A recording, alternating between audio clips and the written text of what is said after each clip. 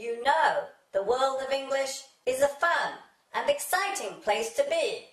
I'm so glad you could join us for another lesson.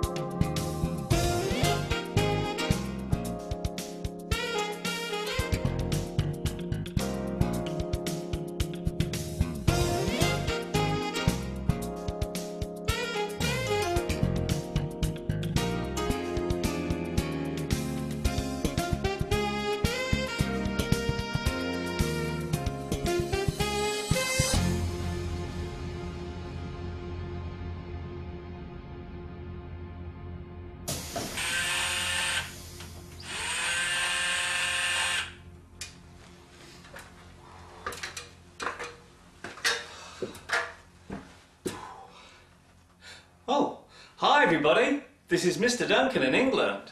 How are you today? Are you okay?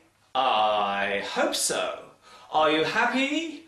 I hope so. In this lesson, we will look at the changing attitude to the way we use words and how the English language is changing because of this. Be careful what you say.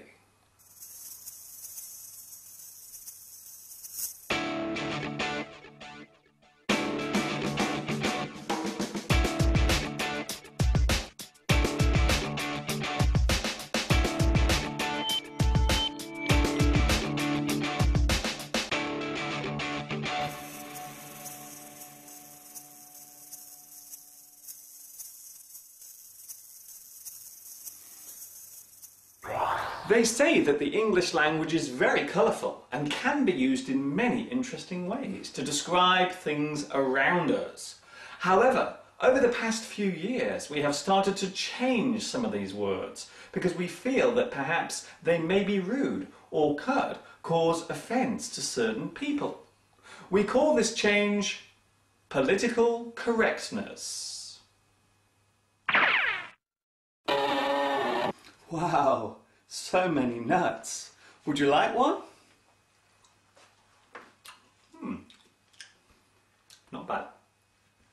To be politically correct means to consider the impact of certain words on those people to whom the words relate.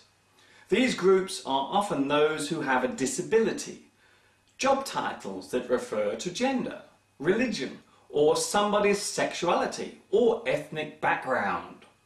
Let's take a look at a simple example of political correctness. Ladies and gentlemen, this is your captain speaking. We are currently cruising at an altitude of 35,000 feet.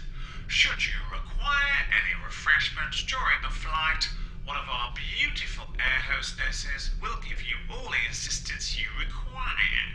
We do hope you enjoy your flight. Thank you.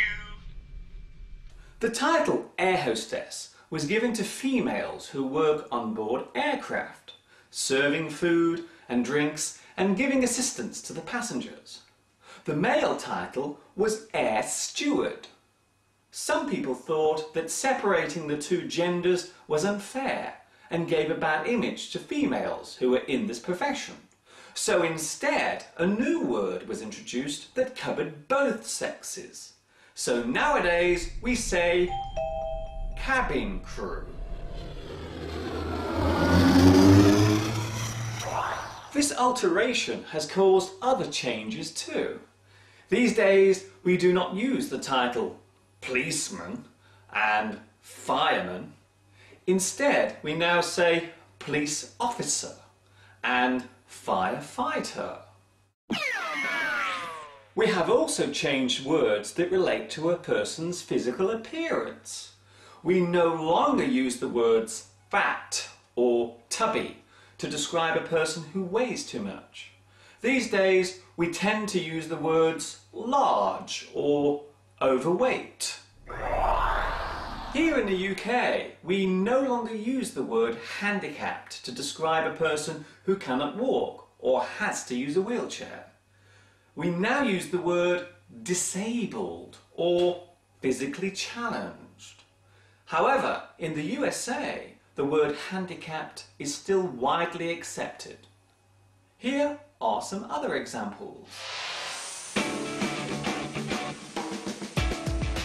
A person who is blind is now referred to as visually impaired.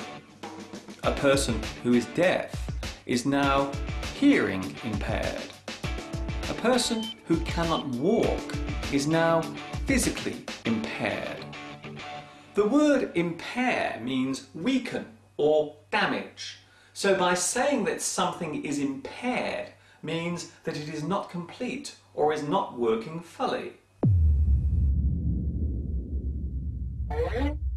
Perhaps the most controversial form of political correctness relates to ethnic and racial words, especially when we talk about people from African, Caribbean countries, or those who come from that particular ancestry. It is no longer acceptable to use the word coloured to describe a person of this particular descent. These days, the word black is the politically correct term. However, this has recently caused problems when we wanted to use the word black as a simile or metaphor. It is generally accepted that the word black is often used to show a negative action or a bad action, such as black market, to sell something illegally, black sheep, a bad person in a family, black magic, an evil type of trick, black look, to give someone an angry expression, blacklist, a list of bad things, and blacken, to make something look unattractive. So these expressions have become less popular now, even though they do not in any way relate to the racial origin of a person. Another example of political correctness was the attempt to change the word blackboard to chalkboard. However, many people thought this was going too far, so that particular word is still okay to use to this very day.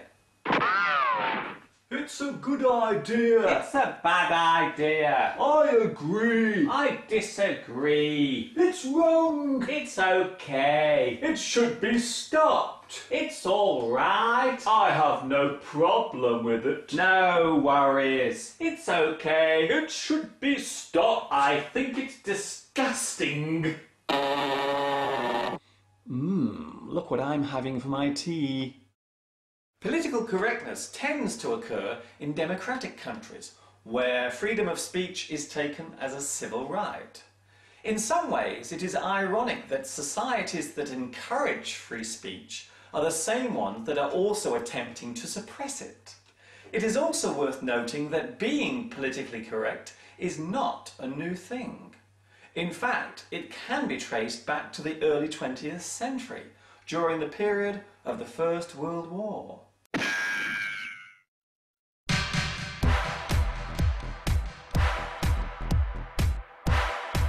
There seems to be a big divide about how far we should go with political correctness. Some people believe it is a good thing and should be encouraged, while others believe that our freedom to speak has been taken away. You may even hear someone use the sentence, "It's political correctness gone mad!"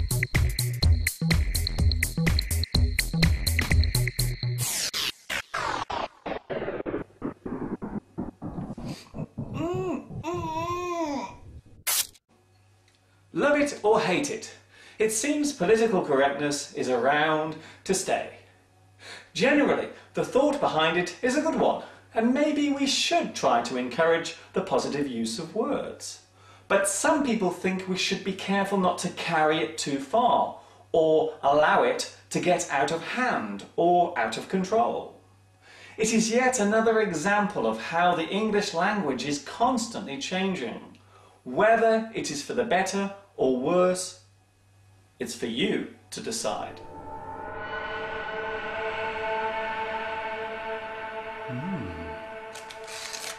My favourite. Before I leave you today, I would like to say a special hello to my new friends watching in Bosnia and Herzegovina, China, Germany, Mexico, Saudi Arabia, and Venezuela. This is Mr. Duncan in England saying, watch your P's and Q's. In other words, be careful what you are saying and to whom you are saying it. Have fun until next time. Ta-ta for now.